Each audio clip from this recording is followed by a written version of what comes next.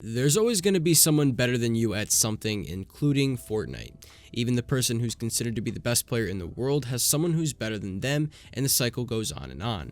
So with all that being said, in this video today, we'll be going over how to beat good players and players who may be better than you.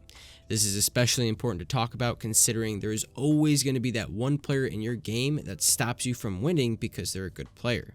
At the end of this video, my goal will be to teach you guys how to exactly beat these good players consistently and how the aspects that I talk about in this video can help you win fights with low skilled players too. Drop a comment down below and tell me what skill level you think you are. Are you a beginner, an average player, a below average player, or an elite player, or a little in between? Anyway guys, let's get right into the video. I want to start off this video by talking about being an elusive player. Elusive essentially means uncatchable, or in this instance, dodging your enemy's bullets and making plays that keep them from doing damage to you. Good players are often pretty quick with what they do, and they're also pretty aggressive from time to time. You have your players who play through game sense like myself, and you also have players who play purely through aggression. Whatever playstyle your enemy is using to beat you and be a better player than you, being elusive will halt them from being able to kill you fast and deal damage against you. So how do you become an elusive player? Well, it starts off with moving around throughout the fight.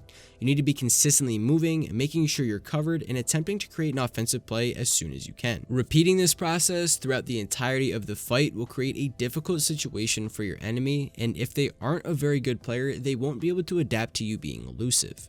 Good players can pick up on other players' game sense and the way they move around the fight to determine how they should make their next move. So if you consider yourself an average or below average player, this can throw off good players, and you'd be surprised how much easier it is to eliminate these players once you start to get a good movement and flow to your game. Speaking of adapting and movement, the next part of the video we're going to be going over is being able to adapt to these types of playstyles. Not only are you going to have to practice being elusive and adapting to this type of playstyle, but you're going to have to adapt to good players being able to apply pressure on you and having the skill to outmaneuver them and finish the fight.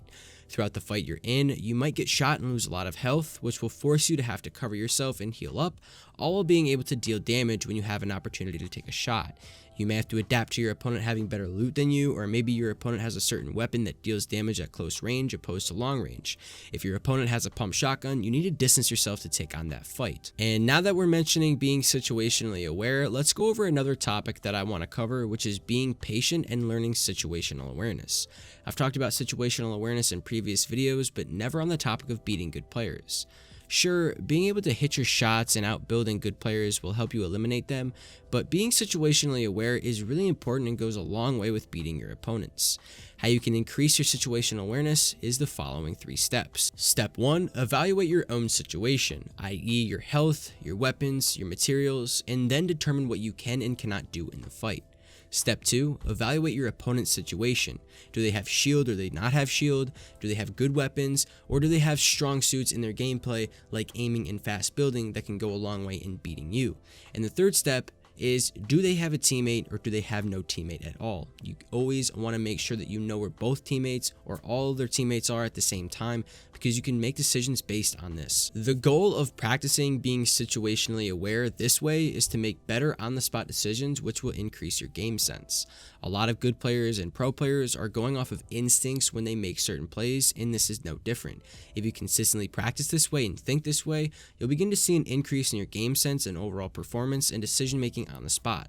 Practice makes perfect, so don't try to rush things. The final part of the video today is a tip of mine to you guys, which is use creative to practice your building and mechanical skill.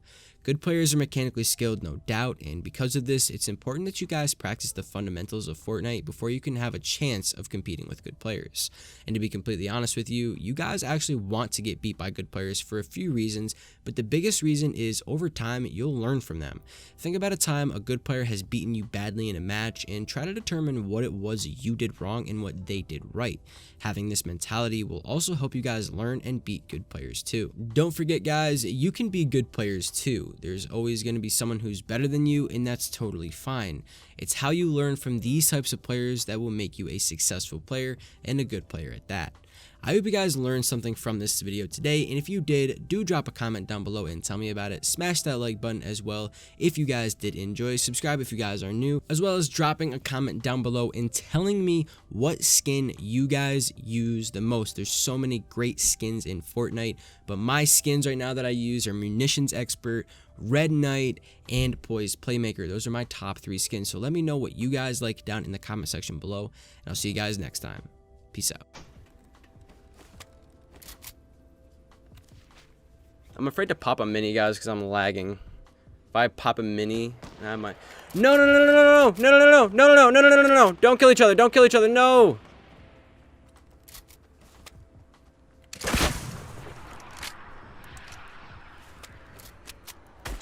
Let's go. Let's go! Let's go!